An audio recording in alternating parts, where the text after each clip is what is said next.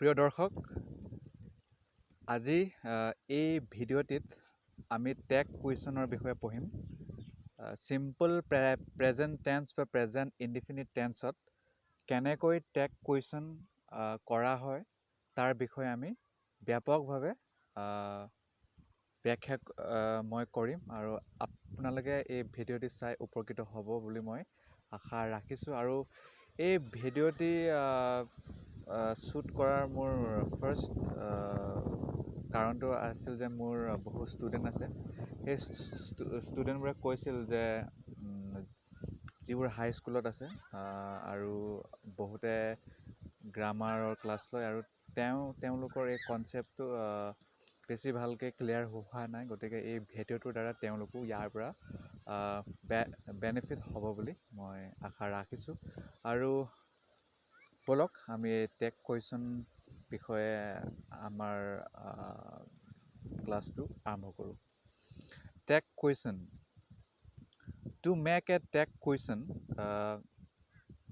Question বনাবলৈ হ'লে in a simple present tenses sentence or statement, simple present tenseৰ বাক্য বা উক্তিত we have to see, আমি চাব লাগিব, whether a particular sentence is started with singular noun or not.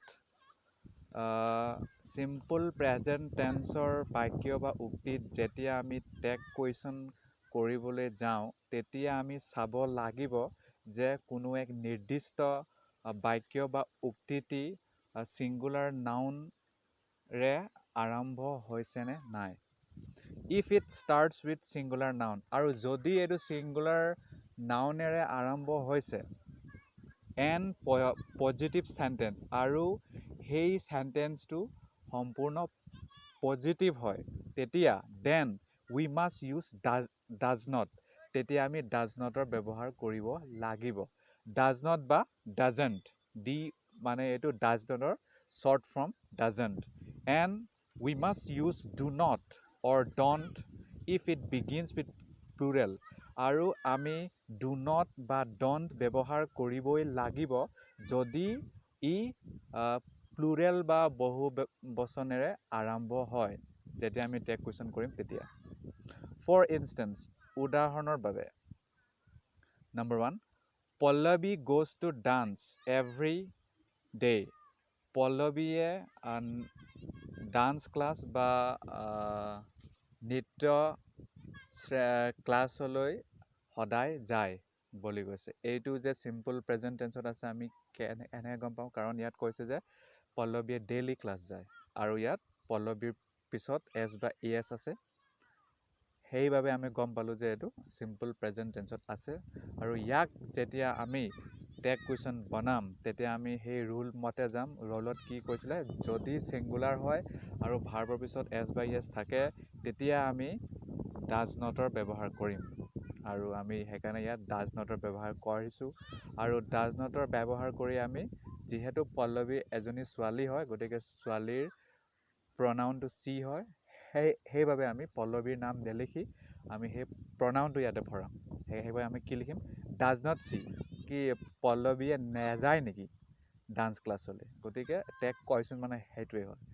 আৰু ইয়াত কিছুমান নোট আছে। If a noun is male or female, যদি সংজ্ঞা বা নাউনটো পুৰুষ বা মহিলা হয় দেন তেতিয়া ইনষ্টেড অফ মেনশ্যনিং নেম মানে নামটো উল্লেখ নকৰাকৈ উই হেভ টু ইউজ ইটছ প্ৰনাউন, আমি তেতিয়া নাম উল্লেখ নকৰাকৈ ইয়াৰ কি প্ৰনাউনক হয়তো সৰ্বনাম বুলি কয় নেকি অসমীয়াত, ময়ো ইমান চিয়'ৰ নহয়, আপোনালোকে চাই ল'ব। We have to use its pronoun, তেতিয়া আমি তাৰ প্ৰনাউনটো ব্যৱহাৰ কৰিব লাগিব। যদি for example he is use for boys or male, আৰু যদি ল'ৰা বা পুৰুষ হয় তেতিয়া আমি কি প্ৰনাউন ইউজ কৰিব লাগিব, হি প্ৰনাউন ইউজ কৰিব লাগিব নামৰ ঠাইত। And she is use for girls or female, আৰু আমি চি ব্যৱহাৰ কৰিব লাগিব যদি নাউনটো গাৰ্ল ছোৱালী বা মহিলা হয় তেতিয়া। হাউএভাৰ, যি কি নহওক, we must use they, we and many other according to the demand of the circumstance or the question. গতিকে এই সেন্টেন্সত কৈছে যে যি কি নহওক we must use আমি ব্যৱহাৰ কৰিবই লাগিব they মানে সিহঁত we মানে আমি and আৰু many other আৰু বহুতো according to the demand of the circumstance or the question আৰু মানে ইয়াৰ এই সেন্টেন্সটো এইটোৱে কৈছে যে পৰিস্থিতি সাপেক্ষে আমি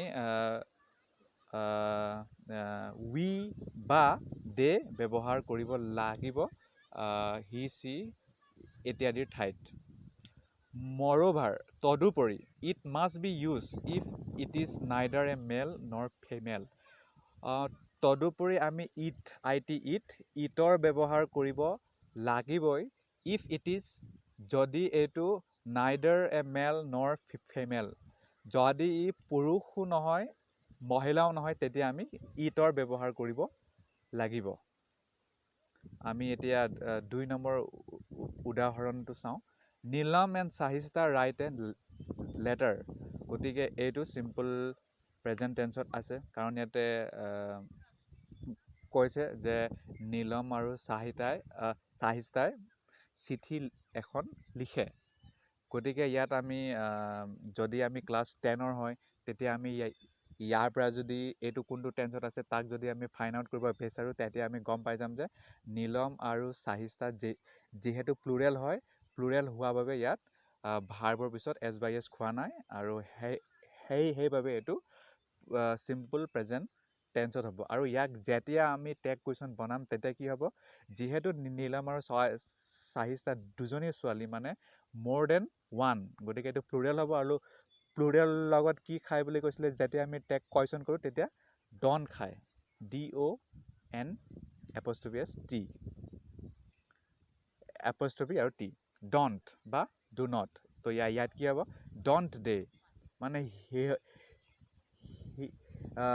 don't they মানে কি হ'ল যে সিহঁতে নিলিখে নেকি মানে ইয়াতে নিলিখে নেকি বুলি লিখি দিয়া নাই কিন্তু এইটো দুটা শব্দ হয় সেইটো সম্পূৰ্ণ সেন্টেন্সৰ মিনিংটো কেৰি কৰিছে don't they আমি কেলে ইউজ কৰিলোঁ কাৰণ নীলম আৰু চাহিষ্ঠা দুজন ব্যক্তি হয় দুজন ব্যক্তি মানে প্লুৰেল হৈ গ'ল প্লুৰেল হৈ যোৱাৰ লগে লগে ইয়াত আমি দে ইউজ কৰিছোঁ মানে সিহঁত হৈ গ'ল ইয়াত ঠিক আছে ডন দে 3 নম্বৰটো হ'ল মানস ৰাইডছ এ বাইচাইকেল মানসে এটা চাইকেল চলায় ইয়াক আমি এতিয়া টেগ কুৱেশ্যন বনালে সেম এইটো যে সিম্পল প্ৰেজেন্ট টেন্সত আছে আমি গম পাই গ'লোঁ কাৰণ এছ বা ইএছ আছে আৰু নাউনটো সিঙ্গুলাৰ হয় মানস ৰাইডছ এ বাইচাইকেল সেইকাৰণে আমি ৰুল মতে যাম আৰু ডাজ নটক একেবাৰে ফ্ৰণ্টলৈ লৈ আনিম আৰু যিহেতু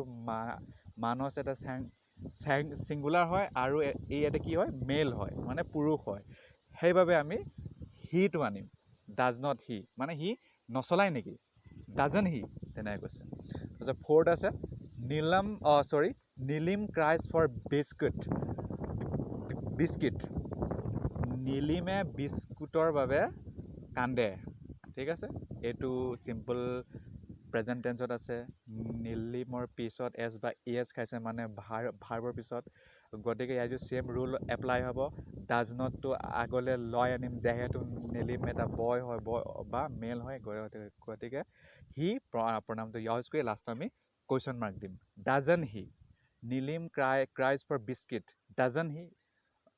ডাজন হি মানে হি নেকান্দে নেকি বিস্কুটটো খাবলৈ মই সেইটো কৈছিলোঁ আগতে যে সম্পূৰ্ণ মেলিংটোৱে বুজাইছে ইয়াত ডাজন হি তাৰপিছত আছে 5 নম্বৰ উই কুক ফিছ ডেইলি আমি সদায় মাছ বনাওঁ বা ৰান্ধো গতিকে ইয়াক যেতিয়া আমি টেগ কুৱেশ্যন কৰিম তেতিয়া আমি কি হ'ব যিহেতু উই হ'ল প্লুৰেল গতিকে ই এটা বহুবচন হ'ল বহুবচন হোৱাৰ লগে লগে আমি কি ইউজ কৰিব লাগে বুলি কৈছিলে ডু নট বা ডণ্ট সেইবাবে আমি ডণ্টটো একেবাৰে ফ্ৰণ্টত লৈ আনিম ডণ্ট তাৰপিছত উইটো চেম থাকিব ডণ্ট উই আমি ডেইলি মাছ নেৰান্ধো নেকি বুলি ইয়াত প্ৰশ্ন কৰিছে, মানে ইমান লংকৈ লিখিব নালাগে, টেগ কুৱেশ্যন মানে শ্বৰ্ট কৰা, একেবাৰে ডণ্ট বি বুলি কৈ দিলে হৈ গ'ল। তাৰপিছত 6 নম্বৰ, ইট কিয়ৰ্ছ হেডেক, মানে এইটোৱে হেডেক মানে মূৰৰ বিষ ভাল কৰি দিয়ে। কিয়ৰ্ছ মানে একেবাৰে নিৰামূল কৰাৰ পৰা ভাল কৰি দিয়া। তো ইয়াত আমি সেইটোৱে ছেম কৰিম, যিহেতু এইটো ছিংগুলাৰ হয়, ছিংগুলাৰ হোৱাৰ বাবে আমি ডাজ নট একেবাৰে ফ্ৰণ্টত আনিম, তাৰপিছতে ইটটো খুৱাই দিম, তাৰপিছতে প্ৰশ্নবোধক দি দিম, কাম চেছ। তাৰপিছত আছে 7 নম্বৰ, জুবিন কিক্স কনক, জুবিনে কনকক মানে কিক কৰে। কিক মানে লাত মৰাও হয়, বা এনেকুৱা এইবোৰ কুংফু বা বাকী অন্যান্য মাৰ্চিয়েল আৰ্টত যিবোৰ ইউজ হয়, লাত মৰাও হ'ব পাৰে, বা বক্সিং সেইটোও হ'ব পাৰে। গতিকে যিহেতু জবিন ইয়াত ছিংগুলাৰ হয়, সেইবাবে আমি ডাজনটো ইউজ কৰিম, আৰু যিহেতু সি এটা মেল হয় বা বয় হয়, সেইবাবে আমি হি প্ৰনাউন ইউজ কৰিম, আৰু ডাজন হি বুলি লিখি প্ৰশ্নবোধক দি দিম, কাম চেছ। একেবাৰে সহজ। তাৰপিছত আছে বেলেগ এটা ৰুল, সেই ৰুলটো হ'ল N if a specific sentence is in negative form, যদি কোনো এটা নিৰ্দিষ্ট বাক্য নেগেটিভ মানে ঋণাত্মক ৰূপত থাকে, দেন তেতিয়া উই হেভ টু ইউজ ডাজ, তেতিয়া আমি ডাজৰ ব্যৱহাৰ কৰিব লাগিব। তেতিয়া আমি ডাজ নটৰ ব্যৱহাৰ কৰিব নালাগে, কাৰণ অলৰেডি এইটো নেগেটিভ চেণ্টেন্সত আছেই, গতিকে আমি ডাজ নটৰ ব্যৱহাৰ কৰিব নালাগে, অকল আমি ডাজ ব্যৱহাৰ কৰিলে হ'ব। If it starts with singular and vice versa, আৰু এবাৰ মই চেণ্টেন্সটো পঢ়ি দিছোঁ। If a specific sentence is in negative form, যদি কোনো এটা নিৰ্দিষ্ট বাক্য ঋণাত্মক ৰূপত থাকে, then we have to use does, তেতিয়া আমি ডাজৰ ব্যৱহাৰ কৰিব লাগিব। Only if it starts with singular, আৰু সেইটো ছিংগুলাৰলৈ ষ্টাৰ্ট হ'ব লাগিব, তেতিয়াহে আমি ডাজৰ ব্যৱহাৰ কৰিব পাৰিম। যদি এইটো প্লুৰেলৰ হয় ষ্টাৰ্ট হয়, তেতিয়া আমি নোৱাৰিম, মানে প্লুৰেল নাউনেৰে যদি আৰম্ভ হয় তেতিয়া। এণ্ড ভাইচ ভাৰ্চা, ভাইচ ভাৰ্চা মানে হ'ল ইয়াত মানে যিটো খাটিছে তাৰ বিপৰীতটো এইটো ছেম মানে হ'ব। ভাইচ ভাৰ্চা মানে সেইটো একজেক্ট অপজিট। একজেক্ট অপজিট মানে হ'ল যেতিয়া এইটো ছেম স্পেচিফিক চেণ্টেন্স যদি নেগেটিভ ফৰ্মত থাকে, আৰু যেতিয়া এইটো প্লুৰেল হয়, তেতিয়া আমি ডাজৰ ব্যৱহাৰ নকৰি ডুৰ মানে কৰিম ব্যৱহাৰ। ঠিক আছে, ব'লক আমি এতিয়া আমাৰ উদাহৰণকেইটা চাওঁ। For example, Sujata does not speak Nepali. Question mark ইয়াত হ'ব নালাগিছিলে, এইটো টাইপিং মিষ্টেক হৈ গ'ল। সুজাতাই নেপালী কথা নেপাতে, ডাজ নট স্পীক নেপালী কয়। গতিকে ইয়াক আমি যেতিয়া টেগ কুৱেশ্যন বনাম, তেতিয়া কি হ'ব? According to the rule we have to use does.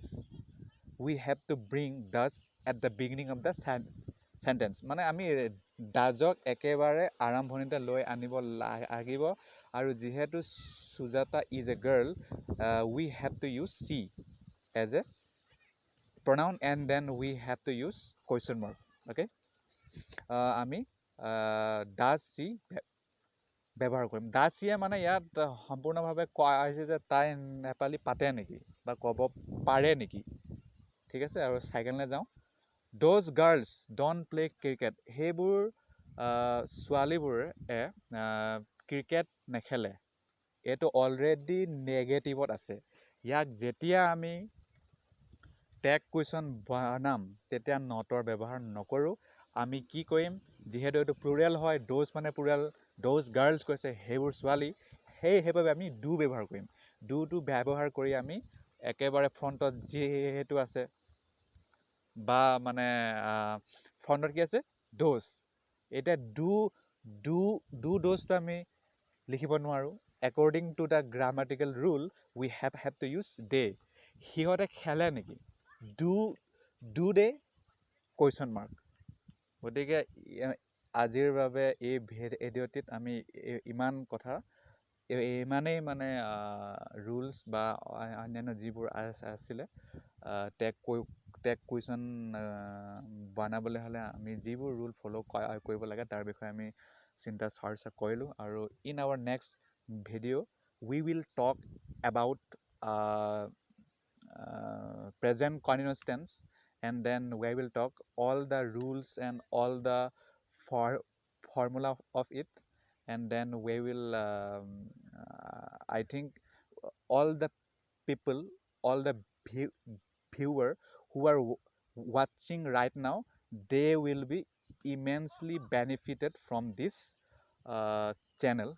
And thank you for believing in me, and I will keep uploading many uh, uh, knowledgeable videos in our coming days.